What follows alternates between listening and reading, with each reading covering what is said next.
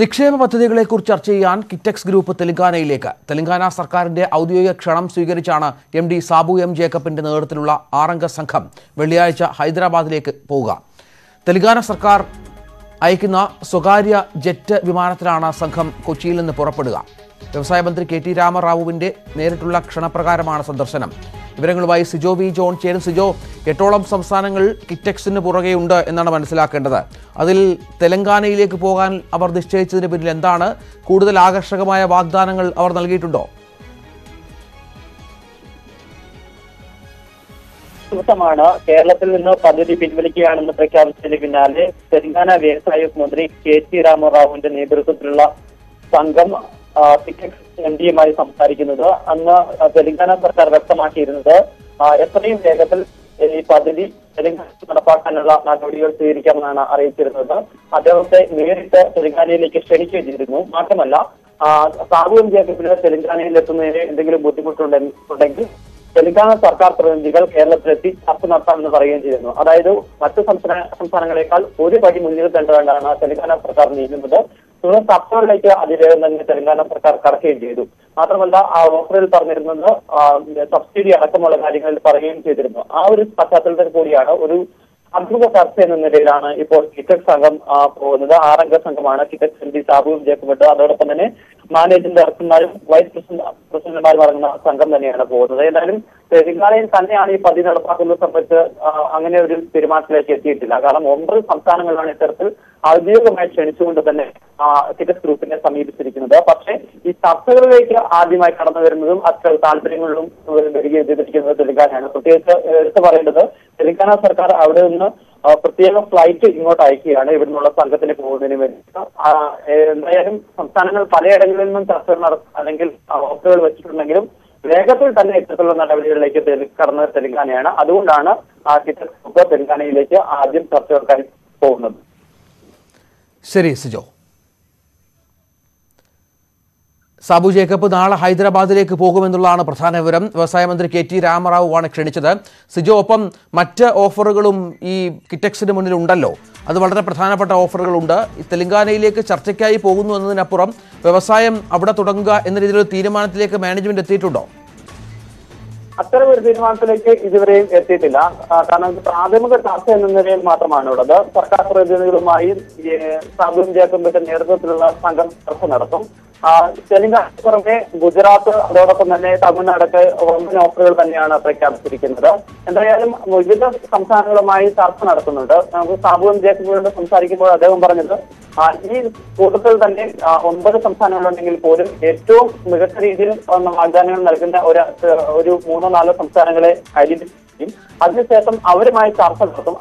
തുടർന്ന് ഈ ചർച്ചകൾ ഏത് രീതിയിലായിരിക്കും ഓഫറുകൾ കിട്ടുന്നത്, ഏറ്റവും എളുപ്പത്തിൽ വ്യവസായം തുടങ്ങാൻ പറ്റുന്നതും മികച്ച ലാഭത്തിൽ പ്രവർത്തിക്കാനും അതോടൊപ്പം തന്നെ മികച്ച സൗകര്യങ്ങൾ നൽകുന്ന സംസ്ഥാനങ്ങൾ ആരാണോ അവരെ എന്ന നിലയിലേക്ക് കോൺസെൻട്രേറ്റ് ചെയ്യാനാണ് ഉദ്ദേശിച്ചിരിക്കുന്നത്. എന്തായാലും തെലങ്കാനയിൽ നടത്തണമെന്ന് സംബന്ധിച്ച് എന്തായാലും ഇനി അവിടെ എത്തി അവർ നൽകുന്ന വാഗ്ദാനങ്ങൾ, അവർ നൽകുന്ന ഓഫറുകളൊക്കെ കൃത്യമായി പരിശോധിച്ചതിന് ശേഷം മാത്രമേ ഉള്ളൂ. എന്തായാലും സർക്കാരിന്റെ ഒരു ഇനീഷ്യേറ്റീവാണ്, തെലങ്കാന സർക്കാരിന്റെ ഒരു ഇനീഷ്യേറ്റീവാണ് എന്തായാലും പെട്ടെന്ന് ഇത്തരം ചർച്ചകളിലേക്ക് നടത്തിയിരിക്കുന്നത്. എന്തായാലും തമിഴ്നാട് സർക്കാരും അതോടൊപ്പം തന്നെ ഗുജറാത്ത് സർക്കാരും ഒക്കെയായി സമാന്തരമായ ചർച്ചകൾ വരും ദിവസങ്ങളിൽ നടക്കുമെന്ന് തന്നെയാണ് കിറ്റെക്സ് ഗ്രൂപ്പ് വ്യക്തമാക്കുകയും ചെയ്യുന്നത്.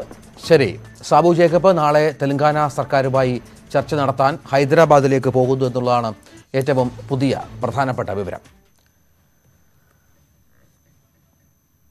സിജോയാണ് വിവരങ്ങൾ പങ്കുവച്ചത്. കിറ്റെക്സ് കമ്പനിയുടെ പ്രവർത്തനം നിർത്തിവെക്കണമെന്നാവശ്യപ്പെട്ട് കോൺഗ്രസ് MLA-മാർ മുഖ്യമന്ത്രിക്ക് നിവേദനം നൽകിയതിന്റെ രേഖകൾ പുറത്ത്.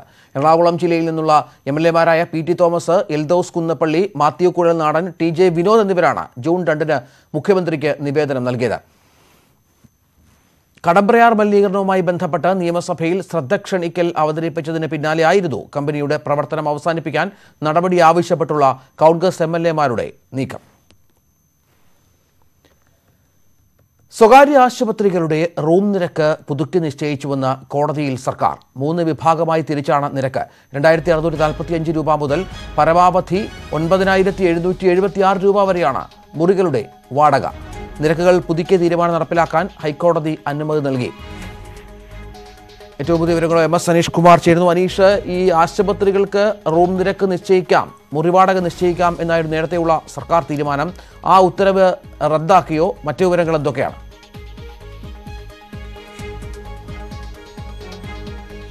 രഞ്ജിത്ത്, ഹൈക്കോടതിയിൽ നിന്നും സംസ്ഥാന സർക്കാരിന് നിശ്ചിതമായ വിമർശനം കേട്ട ഒരു കാര്യമായിരുന്നു ഇത്. കാരണം കോവിഡ് ചികിത്സയുമായി ബന്ധപ്പെട്ട ചികിത്സാ നിരക്ക്, മുറികളുടെ വാടക സ്വന്തം നിലയിൽ തന്നെ ആശുപത്രികൾക്ക് തീരുമാനിക്കാം എന്നതാണ്.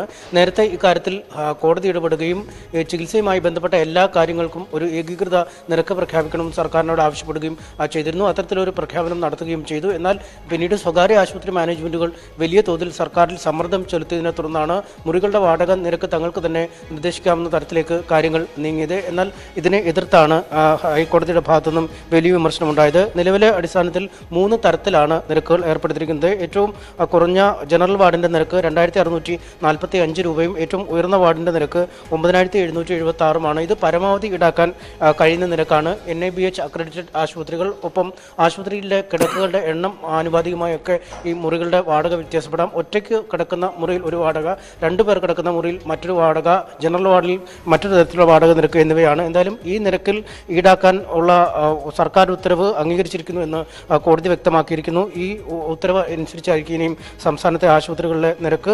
പുതിയ സർക്കാർ ഉത്തരവ് 6 ആഴ്ച വരെ അംഗീകരിക്കാൻ തയ്യാറാണ് എന്ന് സ്വകാര്യ ആശുപത്രികളും അറിയിച്ചിട്ടുണ്ട്. മറ്റ് പരാതികൾ എന്തെങ്കിലും ഉണ്ടെങ്കിൽ അത് ഹൈക്കോടതിയുടെ ശ്രദ്ധയിൽപ്പെടുത്തുകയും ചെയ്യും. ഹർജി അതുവരെ തീർപ്പാക്കരുത് എന്നാണ് കോടതിയിൽ സ്വകാര്യ ആശുപത്രി മാനേജ്മെന്റുകൾ ആവശ്യപ്പെട്ടിരിക്കുന്നത്.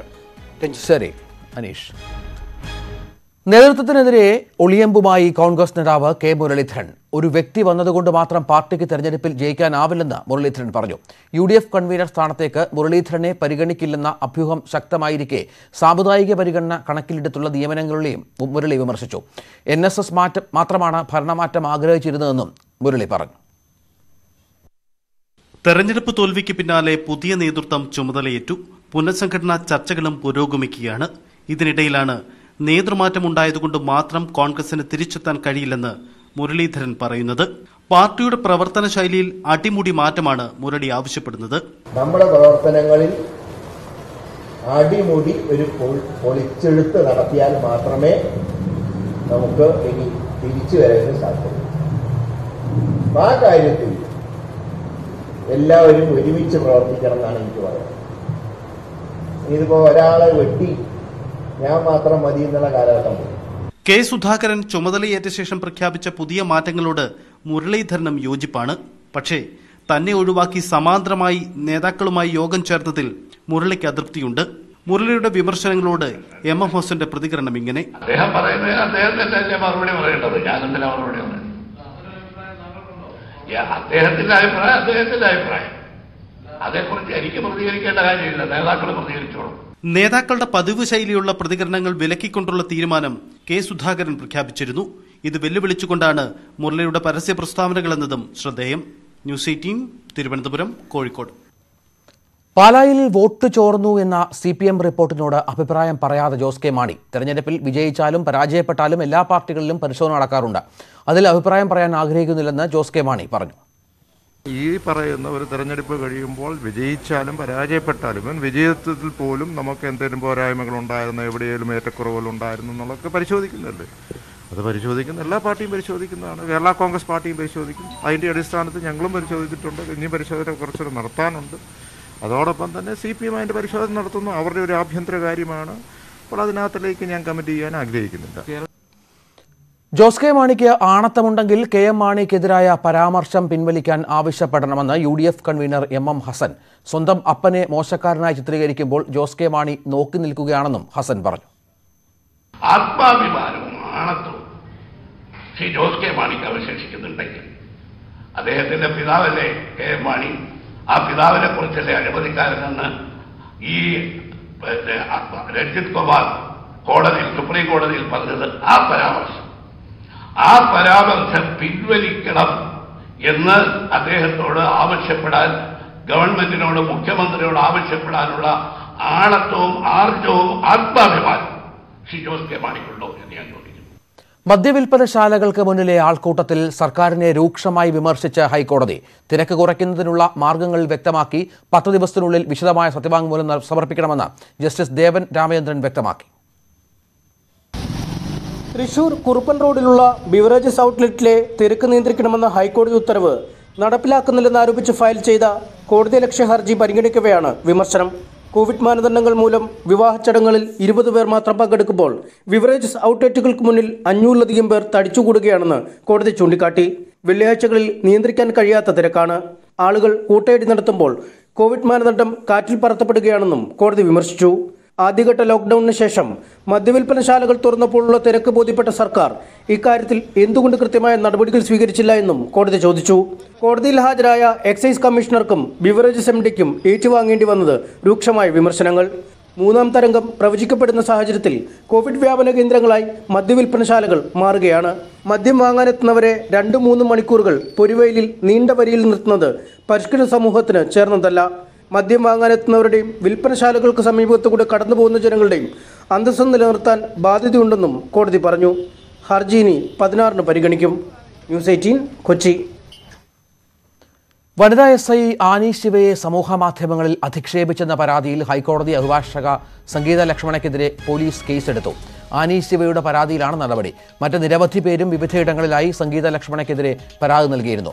വിവരങ്ങളുമായി MS അനീഷ് കുമാർ ചേരുന്നു. അനീഷ്, ഈ ആനി ശിവയെ അധിക്ഷേപിക്കുന്ന ഫേസ്ബുക്ക് പോസ്റ്റ് അധിക്ഷേപിക്കുന്ന രീതിയിൽ അവരുമായി ബന്ധപ്പെട്ട ചില മോശമായ പരാമർശങ്ങൾ സംഗീത ലക്ഷ്മണൻ നടത്തിയിരുന്നു. ഇതിൻ്റെ പശ്ചാത്തലത്തിൽ അവർ തന്നെ നൽകിയ പരാതിയിലാണോ ഈ കേസെടുത്തത്?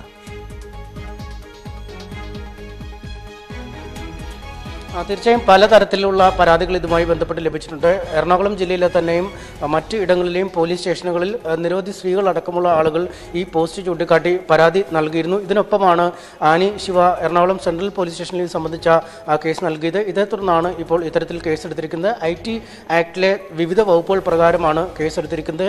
ആനി ശിവയെ അങ്ങേയറ്റം അധിക്ഷേപിക്കുന്ന തരത്തിലുള്ളതായിരുന്നു ആ പോസ്റ്റുകൾ. ഒരുപാട് ആളുകളിലേക്ക് ഈ പോസ്റ്റ് ഷെയർ ചെയ്ത് പോവുകയും വാട്സാപ്പിൽ മറ്റോട് ഒക്കെ പ്രചരിക്കുകയും ചെയ്തിരുന്നു. അത് തനിക്ക് അപകീർത്തികരമായിരിക്കുന്നു, തന്നെ അധിക്ഷേപിക്കുന്നു എന്ന് ചൂണ്ടിക്കാട്ടിയാണ് ആനി ശിവ പരാതി നൽകിയിരിക്കുന്നത്. എറണാകുളം സെൻട്രൽ പോലീസാണ് ഇത് സംബന്ധിച്ച് കേസെടുത്തിരിക്കുന്നത്. എന്തായാലും ജാമ്യം ലഭിക്കാത്ത വകുപ്പുകൾ ഉൾപ്പെടുത്തിയാണ് ഹൈക്കോടതിയിലെ അഭിഭാഷക കൂടിയായ സംഗീത ലക്ഷ്മണയ്ക്കെതിരെ കേസെടുത്തിരിക്കുന്നത്. വളരെ പ്രതികൂലമായ സാഹചര്യങ്ങളോട് പടവെട്ടി ജീവിതത്തിൽ വലിയ വിജയം നേടി നിൽക്കുന്ന ഒരു സ്ത്രീയാണ് ആനി ശിവ. അവർ നാരങ്ങാവെള്ളം വിറ്റ് ജീവിച്ച വർക്കലയിലെ പോലീസ് സ്റ്റേഷനിൽ SI ആയി ജോയിൻ ചെയ്തപ്പോൾ സമൂഹ മാധ്യമങ്ങളിൽ ഇട്ട ഒരു കുറിപ്പ് പിന്നീട് വലിയ വൈറലായി മാറുകയും അവരുടെ ജീവിതകഥ ജനങ്ങൾ അറിയുകയും ചെയ്തു. നടൻ മോഹൻലാൽ അടക്കമുള്ളവർ ഈ ആനീഷയുടെ ജീവിതം മാതൃകാപരമാണെന്ന് വിശേഷിപ്പിച്ചു. മന്ത്രിമാരും രാഷ്ട്രീയ നേതാക്കൾ അടക്കമുള്ള ആളുകളും ഈ ആനീഷയെക്കുറിച്ച് വളരെ കാര്യമായി തന്നെ പറയുകയും ചെയ്തിരുന്നു. ഇതിനിടയിലാണ് സംഗീത ലക്ഷ്മണ സ്വന്തം ഫേസ്ബുക്ക് പോസ്റ്റിൽ ആനി ശിവയെ അങ്ങേയറ്റം അധിക്ഷേപിച്ചുകൊണ്ടുള്ള കുറിപ്പിട്ടത്. എന്തായാലും വർക്കല പോലീസ് സ്റ്റേഷനിൽ നിന്നും കുട്ടിയെ നോക്കാനുള്ള സൗകര്യത്തിനായി കുട്ടിയുടെ വിദ്യാഭ്യാസം അടക്കമുള്ള കാര്യങ്ങൾ പരിഗണിച്ച് സർക്കാർ എറണാകുളം സെൻട്രൽ പോലീസ് സ്റ്റേഷനിലേക്ക് ആനി ശിവയെ സ്ഥലം മാറ്റുകയും ചെയ്തിരുന്നു. എന്തായാലും അറസ്റ്റ് അടക്കമുള്ള നടപടികൾ ഉണ്ടാകുമെന്ന സൂചനകൾ തന്നെയാണ് ഇപ്പോൾ പോലീസിൽ നിന്ന് നമുക്ക് ലഭിക്കുന്നത്. ശരി അനീഷ്. ഇടുക്കി തൂക്കുപാലത്ത് വീട്ടമ്മയെ ഡീസൽ ഒഴിച്ച് തീ കൊളുത്താൻ ശ്രമം. നെടുങ്കണ്ടം പഞ്ചായത്ത് അംഗവും കൂട്ടാളിയും കസ്റ്റഡിയിൽ. നെടുങ്കണ്ടം പഞ്ചായത്ത് അംഗം അജീഷ്, വിജയൻ എന്നിവരെയാണ് പോലീസ് കസ്റ്റഡിയിലെടുത്തത്. സ്റ്റാലിൻ ചേരും. സ്റ്റാലിൻ, എന്താണ് സംഭവം? രഞ്ജിത്ത്, ഇന്ന് രാവിലെ 7:30 ഈ സംഭവം ഉണ്ടാകുന്നത്.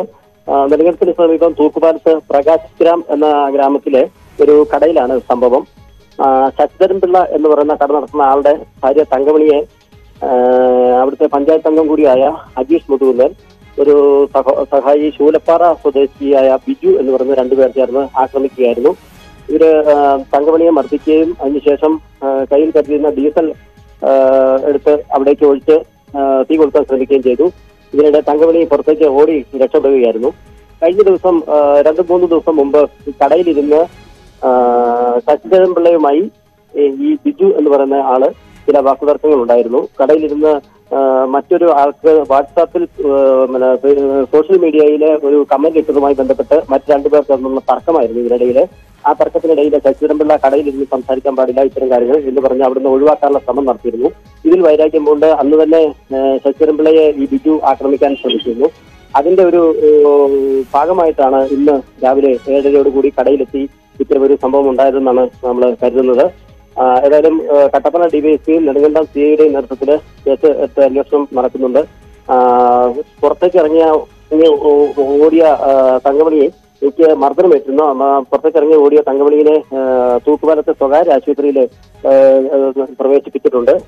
കട പൂർണ്ണമായി കത്തി നശിച്ച ഒരവസ്ഥയിലാണ് നമുക്ക് കാണാൻ കഴിയുന്നത്. ശരി സ്റ്റാലിൻ.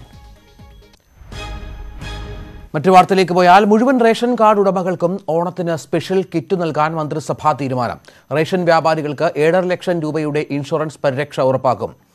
തിരുവനന്തപുരം മൃഗശാലയിൽ പാമ്പുകടിയേറ്റ് മരിച്ച ഹർഷാദിന്റെ കുടുംബത്തിന് 20 ലക്ഷം ധനസഹായം നൽകാനും യോഗം തീരുമാനിച്ചു. നിയമസഭാ സമ്മേളനം ഈ മാസം 21 മുതൽ ചേരാൻ ഗവർണർക്ക് ശുപാർശ ചെയ്യും.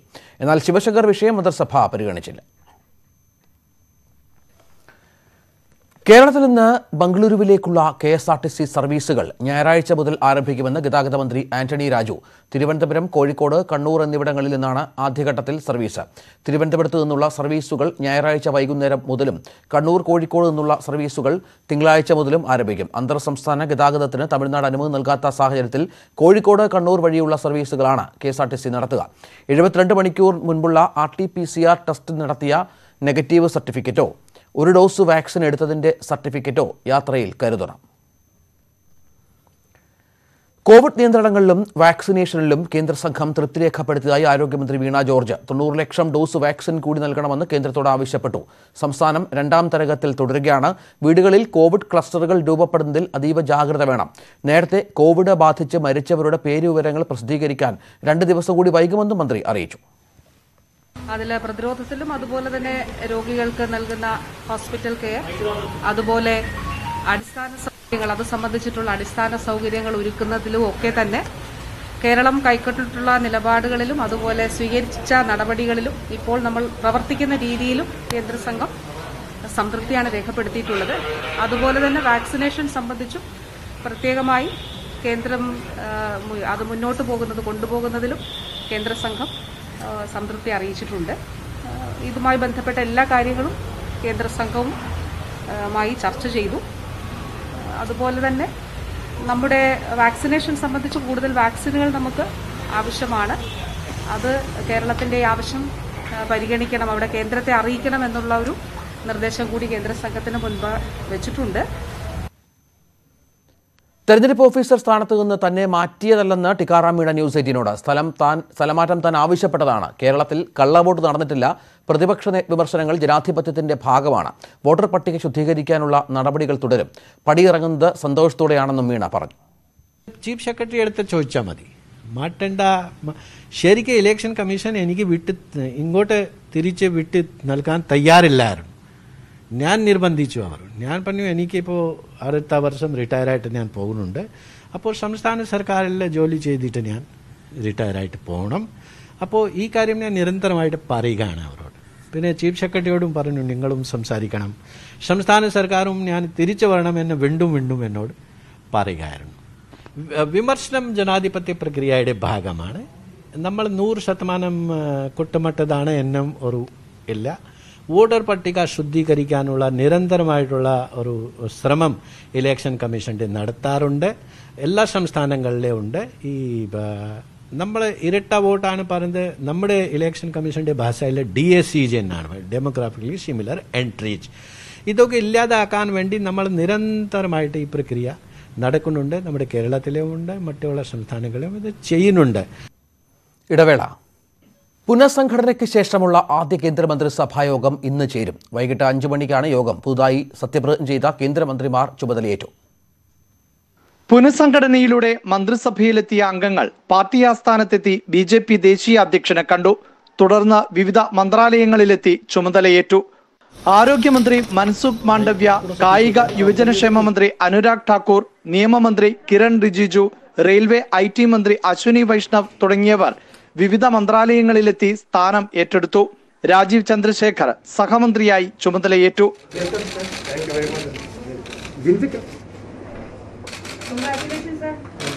പുനഃസംഘടനയ്ക്ക് ശേഷമുള്ള ആദ്യ മന്ത്രിസഭാ യോഗം വൈകിട്ട് പ്രധാനമന്ത്രിയുടെ അധ്യക്ഷതയിൽ ചേരും. എല്ലാ മന്ത്രിമാരും പങ്കെടുക്കുന്ന കൗൺസിൽ ഓഫ് മിനിസ്റ്റേഴ്സ് യോഗം രാത്രിയിൽ നടക്കും. പുതിയ മന്ത്രിമാർക്ക് പ്രധാനമന്ത്രി ചായ സത്കാരവും ഒരുക്കിയിട്ടുണ്ട്. ന്യൂസ് 18 ഡൽഹി. സഹകരണ മന്ത്രാലയ രൂപീകരണത്തിന് പിന്നിൽ ഗൂഢലക്ഷ്യങ്ങളെന്ന ആരോപണം. BJP ഇതര സംസ്ഥാനങ്ങളിൽ ശക്തമായ സഹകരണ പ്രസ്ഥാനങ്ങളെ കേന്ദ്ര സർക്കാർ ലക്ഷ്യം വെക്കുന്നതായാണ് വിമർശനം.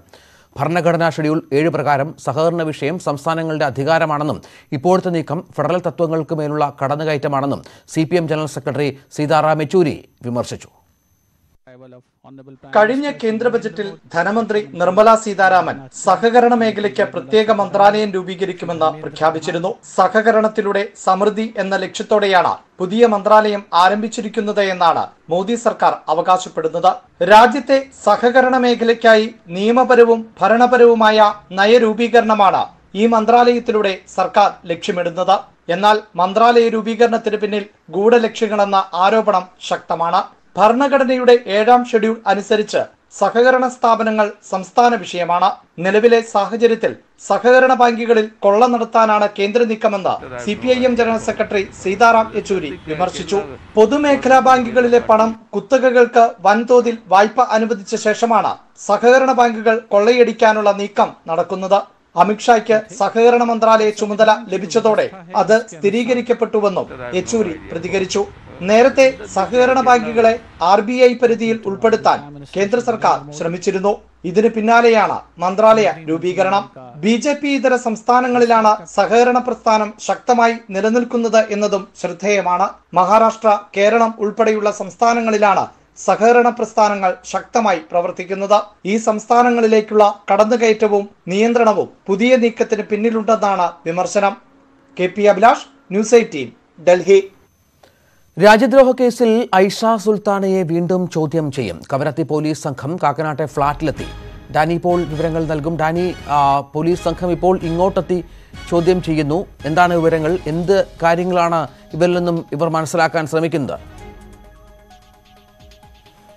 രഞ്ജിത്ത്, ഇക്കാര്യത്തിൽ കഴിഞ്ഞ തവണ ചോദ്യം ചെയ്ത് വിട്ടയച്ചത് അതൊരു ക്ലീൻ ചിറ്റ് അല്ല എന്നതിന്റെ ഒരു സൂചന തന്നെയാണ് ഇപ്പോൾ ലഭിക്കുന്നത്. കാരണം കുറച്ചുകൂടി വിശദമായ പരിശോധനകൾ, വിശദമായ ചോദ്യം ചെയ്യലുകൾ ഉണ്ടാകേണ്ടതുണ്ടെന്ന് ഇത് സംബന്ധിച്ചുള്ള അന്വേഷണം നടത്തുന്ന ഉദ്യോഗസ്ഥർ തീരുമാനിക്കുന്നു. അതിന്റെ കൂടി പശ്ചാത്തലത്തിലാണ് ഇപ്പോൾ കൊച്ചിയിലേക്ക് സംഘം എത്തുന്നത്. നേരത്തെ അവിടേക്ക് വിളിച്ചു വരുത്തിയ 3 തവണയായി 3 തവണ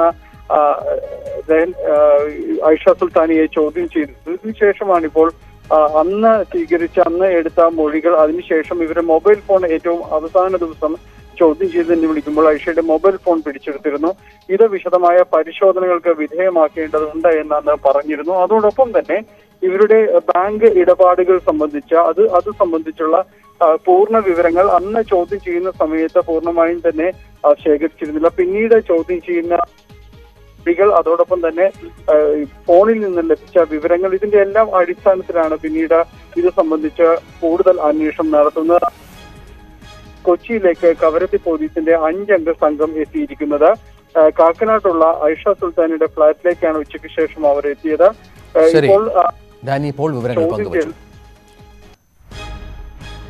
കൊടകര കുഴൽപ്പണ കേസിൽ കുറ്റപത്രം സമർപ്പിക്കാൻ ഒരുങ്ങിയ അന്വേഷണ സംഘം ജൂലൈ 26-ന് മുൻപ് കേസിൽ കുറ്റപത്രം സമർപ്പിക്കാനാണ് തീരുമാനം. ചോദ്യം ചെയ്യലിന് ഹാജരാകാൻ ആവശ്യപ്പെട്ട് BJP സംസ്ഥാന അധ്യക്ഷൻ K. സുരേന്ദ്രന് ഉടൻ നോട്ടീസ് നൽകും. അനധികൃത സ്വത്ത് സമ്പാദന കേസിൽ മുസ്ലിം ലീഗ് നേതാവ് KM ഷാജിയെ തുടർച്ചയായ 2ാം ദിവസവും വിജിലൻസ് ചോദ്യം ചെയ്തു. സ്വത്ത് സമ്പാദനവുമായി ബന്ധപ്പെട്ട് ഷാജി ഹാജരാക്കിയ രേഖകളിൽ പൊരുത്തക്കേടുണ്ടെന്ന കണ്ടെത്തലിനെ തുടർന്നാണ് വിജിലൻസ് സംഘം ചോദ്യം ചെയ്യാൻ വിളിപ്പിച്ചത്. ഷാജിയുമായി ബന്ധപ്പെട്ട പരാതിയിൽ അന്വേഷണം വീണ്ടും സജീവമാക്കാനാണ് വിജിലൻസിന്റെ നീക്കം. പട്ടാമ്പി കറുകപ്പുത്തൂരിൽ മയക്കുമരുന്ന് നൽകി പെൺകുട്ടിയെ പീഡിപ്പിച്ച കേസിൽ 2 പേർ അറസ്റ്റിൽ. മേഴത്തൂർ സ്വദേശി അഭിലാഷ്, ചാത്തന്നൂർ സ്വദേശി നൌഫൽ എന്നിവരെയാണ് പോലീസ് കസ്റ്റഡിയിലെടുത്തത്. മറ്റു പ്രതികൾക്കായി തെരച്ചിൽ ഊർജിതമാക്കുക. അതേസമയം കൂടുതൽ പേർ ലഹരി മാഫിയയുടെ കെണിയിൽ അകപ്പെട്ടതായി പീഡനത്തിന് ഇരയായ പെൺകുട്ടി ന്യൂസ് 18നോട് പറഞ്ഞു. സാമൂഹ്യ മാധ്യമങ്ങൾ വഴി സൗഹൃദം സ്ഥാപിച്ച് കെണിയിൽ കുടുക്കുകയായിരുന്നുവെന്നും പെൺകുട്ടി വെളിപ്പെടുത്തി.